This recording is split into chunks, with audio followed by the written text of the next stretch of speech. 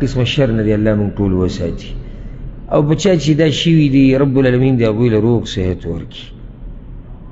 دا یو ورور ډېر ښکلی سوال کړی دی، وایي تاسو حدیث ذکر کړی د موږ یو بیان کې اورېدلی دی چې رسول صلی الله علیه وسلم چې څوک د شپې په خوب کې راپاسي او دا ذکر ووایي لا اله الا الله وحده لا شریک له له الملک وله الحمد وهو على كل شيء قدیر الحمد لله وسبحان الله ولا اله الا الله والله اکبر ولا حول ولا قوة الا بالله، او بیا دی وایي چې اللهم اغفر لي یا الله ما وبخه، یا دعا وغواړي الله وله دعا قبلوي، او که اودس چا دا مو وکړو او مونځ یې وکړو الله وله مونځ قبلوي. سوال اوس دا دی چې دا به په دې ترتیب باندې لازم ووایي که نه مخکې وروستو کولی شي، ځکه چې حدیث کې ترتیب څه دی، مخکې دا ذکر دی بیا پسې دعا غوښته دي یا اللهم اغفر لي ویل، بیا اودس چاردام دی او بیا مونځ دی، د مونځ به الله قبلوي. دا ترتیب داسې دی که نه مخکې وروستو کولی شو، لکه یو سړی راپاڅېد اودس چاردام یې وکړو. اول خو دا یاده کوي چې دا حدیث صحیح حدیث دی، په صحیح بخاري کې دی، د عباده بن صامت رضی الله عنه روایت ته من تعار من اللیل، چې څوک د شپې راپاڅېد. او بیا دا ورسره فایده یاده کوي چې د شپې چې راپاسي د خوب نه د دوه قسمه خلک دي، او دا حدیث د چا دپاره په دې ځانې پوه کړئ. یو هغه دی چې راپاسي او بیا نه وده کېږي، نو د هغه دپاره هغه اذکار دي هغه د خوب نه د راپاسېدو اذکار مونږ بیان کړي هم دي.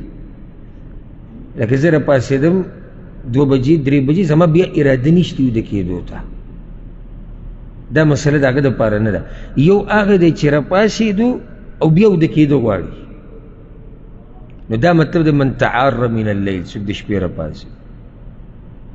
سترګې کولاو شو خو لا اراده یې شتي د خوب، نو دی به دا ذکر د ده دپاره مستحب دی چې ووایي، او ډېر کمال والا ذکر دی چې په دې پسې د الله نه څه غواړي الله یې درته درکوي. دا وظیفه ما بعضو کسانو ته خوري ده خو مزې وله نه ورکړي، ځکه چې زمونږ داسې دا وظیفې ده مستند د شیطان انسان ته په زړه کې اچوي چې نه دا نه هغه بله، هغه 70,000 پیري، هغه 1,00,000 پیري،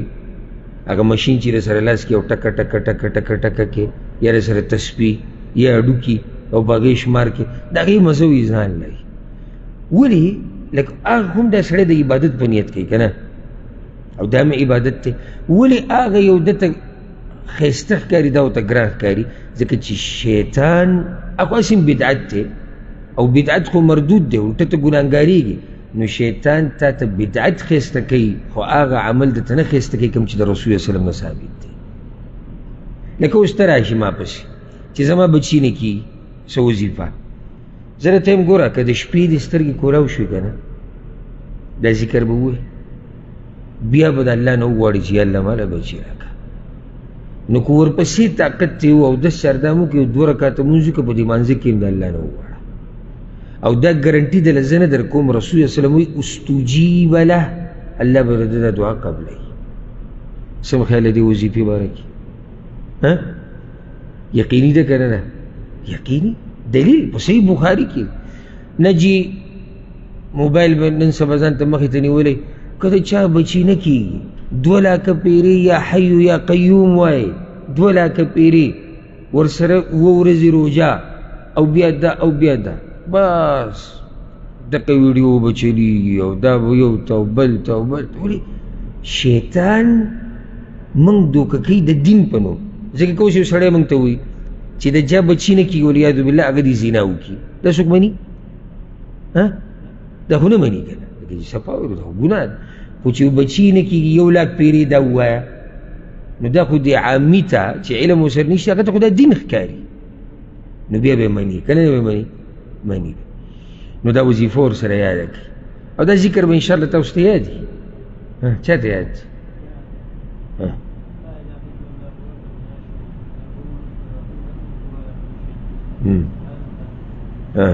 الحمد لله وسبحان الله ولا اله الا الله والله اكبر ولا حول ولا قوه الا بالله. تديد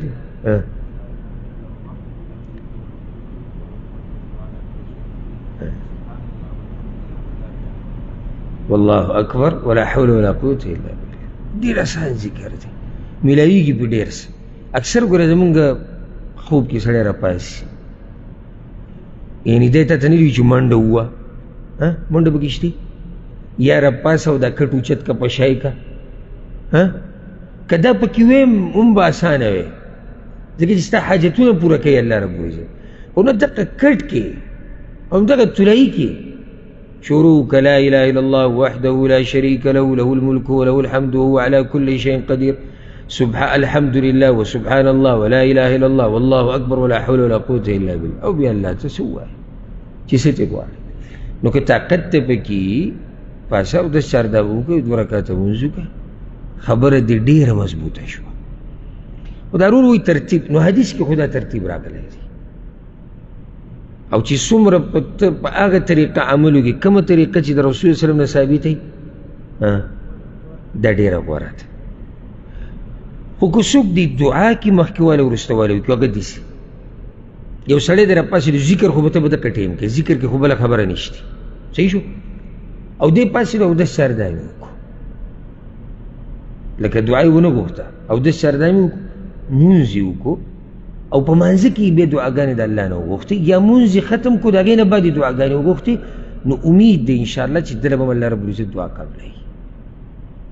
ځکه چې دعا غوښته مقصد دی که هغه ته د مانځه نه مخکې غواړې که د مانځه په دوران کې غواړې او که د مانځه نه بعد غواړې او دغه داسې یو سوال د شیخ العلامه ابن باز رحمه الله نه هم شی هغه هم دغه جواب ورکړی چې غوره طریقه دا ده چې ته د حدیث په دې ترتیب باندې عمل وکړې خو که داسې دې ونه کړو دغه ذکر دې وکړو بیا دې اودس چاردام وکړو مونځ دې کوو د مانځه په منځ کې یا د مانځه نه بعد دعا غواړې هم الله رب العزت یې قبلوي نو په دې عمل کوئ او یاد یې کوي او نوټ یې کوي ځکه چې ډېر فایده مند ذکر دی زما ستا فایده پکې دی دنیا